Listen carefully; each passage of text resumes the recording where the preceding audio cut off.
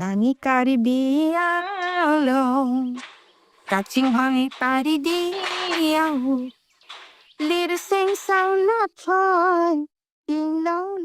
മലനിരകളുടെ വാനമ്പാടി ശ്രീമതി പൊഖില ലേഖ് തെപ്പി, പത്മശ്രീ ജേതാവ് 2026. കാർബി ആംഗ്ലോങ്, അസമിലെ ഒരു മനോഹര ഗ്രാമം. കാർബി ജനതയുടെയും പൊഖില ലേഖ് തെപ്പിയുടെയും നാട്. നാടോടി നാടക കലാകാരന്മാരുടെ കുടുംബത്തിൽ ജനിച്ച പോഖിലയ്ക്ക് കാർബി സംഗീതം പാരമ്പര്യമായി കിട്ടുക മാത്രമല്ല, അവരതിൽ മുഴുകുകയും ചെയ്തു.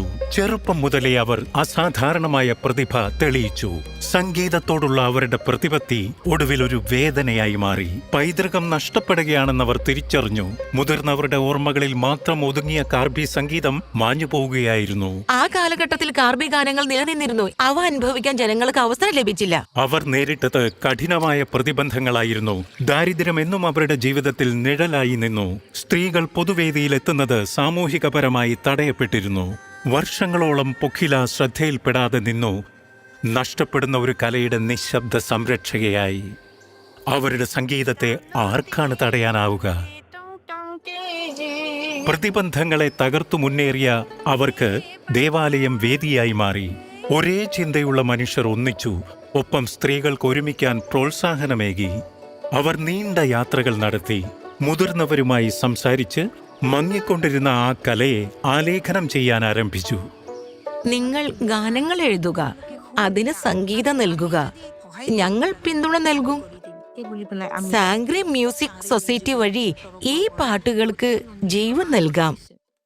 പ്രാദേശിക ഓൾ ഇന്ത്യ റേഡിയോ സംപ്രേഷണങ്ങളിൽ നിന്ന് അവരുടെ ആദ്യ കാസറ്റായ കാങ് ഹോങ് പ്രകാശനം ചെയ്യപ്പെട്ടു.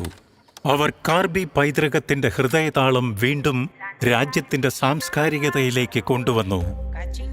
ആ വഴിത്തിരിവ് സംഭവിച്ചത് സുബിൻ ഗാർഗുമായുള്ള സഹകരണം വഴിയായിരുന്നു.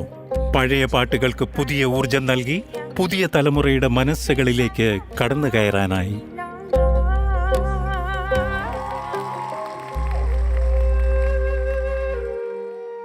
അൻപത് വർഷങ്ങൾ, 300-ലധികം ഗാനങ്ങൾ. മലനിരകളിൽ നിന്നുയർന്ന കാർബി സംഗീതം അവരുടെ ശ്രമത്തിലൂടെ ജനങ്ങളുടെ ഹൃദയങ്ങളിൽ ജീവിക്കാൻ ആരംഭിച്ചു. ഇന്ന് പൊഖില കാർബി സംഗീതത്തിന്റെ മാതൃസ്ഥാനീയയാണ്. എഴുത്ത്, മാർഗനിർദ്ദേശം, അവതരണം, പാരമ്പര്യം നിലനിർത്തുന്നതിനൊപ്പം കാർബി ആംഗ്ലോങ്ങിലെ സ്ത്രീകൾക്ക് സ്വന്തം ഭാവി ശാക്തീകരിക്കുക എന്നതും ലക്ഷ്യമായി. ഞങ്ങളുടെ കാർബി ആംഗ്ലോങ് ഇനിയും പുരോഗമിക്കട്ടെ.